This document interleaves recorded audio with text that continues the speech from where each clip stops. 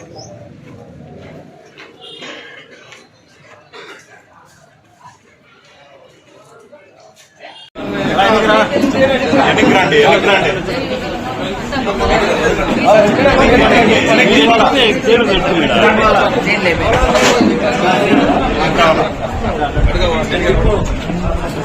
తెలుగుదేశం, జై తెలుగుదేశం.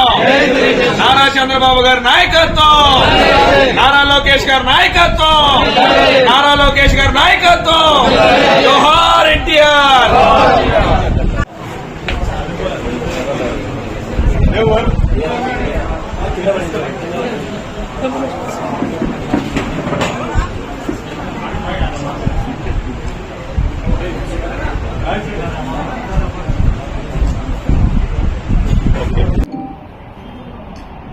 కడప జిల్లా బద్వేల్ కాన్స్టిట్యూన్సీలో ఈరోజు తెలుగుదేశం పార్టీ కార్యకర్తలతో అదేవిధంగా స్థానిక ఇన్ఛార్జ్ రూపేష్ గారితో మరి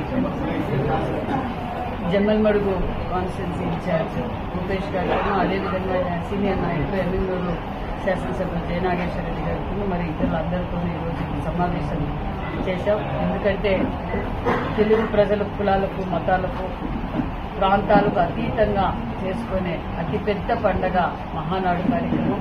ఆ మహానాడు కార్యక్రమానికి అదేవిధంగా రాయలసీమలోనే ఈసారి అవకాశం కల్పించారు. రాయలసీమ ప్రజాప్రతినిధులు, కార్యకర్తలు, నాయకులందరూ ఈసారి రాయలసీమలోనే మహానాడు చేసుకోవాలని కోరిక మేరకు ముఖ్యమంత్రి జాతీయ అధ్యక్షులు ముఖ్యమంత్రి చంద్రబాబు నాయుడు గారు, మరి యువగళ అధినేత లోకేష్ గారు, రాష్ట్ర అధ్యక్షులు మరి కడపలోనే నిర్ణయించడం. కడప దేవుడి మొదటి కడప అని కూడా అంటారు. ఎంతో చరిత్ర కలిగింది. మరి ఏ రోజైతే ప్రకటించామో ఆ రోజు నుంచి స్థానిక ప్రజాప్రతినిధులు, ఇన్ఛార్జీలు అందరూ భుజస్కంధాలపై వేసుకొని గతంలో 43 మహానాడులు జరిగాయి. ఈ 44వ మహానాడు చరిత్రలో నిలిచిపోయే విధంగా మహానాడు చేయాలి. ఎందుకంటే తెలుగుదేశం పార్టీ అతిపెద్ద ప్రాంతీయ పార్టీలోని అతిపెద్ద పార్టీ కుటుంబం ఏదంటే భారతదేశంలో తెలుగుదేశం పార్టీ. నూతనంగా అందరూ కార్యకర్తలంతా ఉత్సాహంగా ఈరోజు కడపకు ఇచ్చేస్తున్నారు. మరి ఇక్కడ స్థానిక నాయకులు అందరూ కూడా చాలా పెద్ద 500 ఎకరాలతో అతి పెద్ద విస్తరణలో అన్ని ఏర్పాట్లు చేశారు. 13 కమిటీలు వేశాం. 13 కమిటీలో ఆల్ అకామిడేషన్స్ కూడా ఏర్పాటు చేశాం.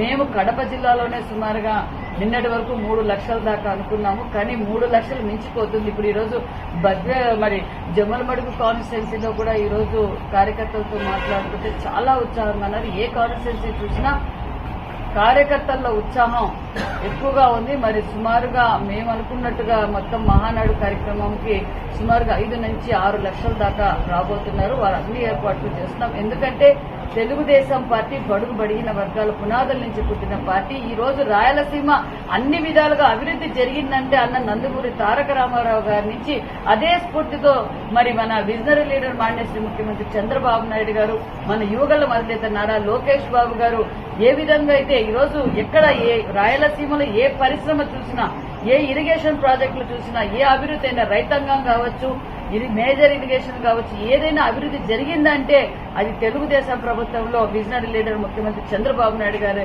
ఆధ్వర్యంలో జరిగిందన్న విషయం కూడా తెలియజేస్తూ మరి ఎంతో మంది మేము రాయలసీమ బిడ్డలం, మేము రాయలసీమ పులి బిడ్డలం అని చెప్పి గత ప్రభుత్వం ఏ విధంగా అయితే దాచుకోయిందో రాయలసీమకు అన్యాయం జరిగింది. రాయలసీమ ద్రోహి ఎవరంటే జగన్మోహన్ రెడ్డి గారనే చెప్పాలి. ఎందుకంటే టెంకాయలు కొట్టడం, పాలాభిషేకాలు చేయించుకోవడం, పేపర్ యాడ్ ప్రజల సొమ్ముతో పేపర్ యాడ్లు ఇచ్చుకోవడమే జరిగిందే తప్ప రాయలసీమకు అభివృద్ధి చేసింది ఏమీ లేదు.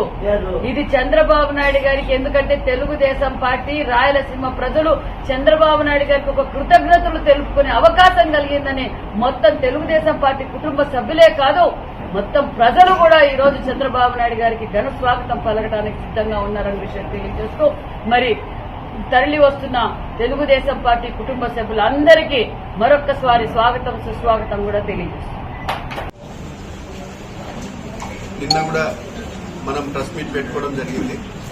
ఈరోజు మన జిల్లా ఇన్ఛార్జ్ మంత్రివర్యులు సవితమ్మ గారు జమ్లోడికి వచ్చి మహానాడు ఏర్పాట్లు మనం ఏ విధంగా మహానాడుకి తరలి వెళ్తున్నాం దాని మీద మేడం గారు వచ్చి మనల్ని వెహికల్స్ కానీ మొబిలైజేషన్ ఏ విధంగా చేసుకోవాలని దాని మీద మేడం గారు సలహాలు సూచనలు ఇక్కడ అబ్జర్వ్ చేయనీకి వచ్చినారు.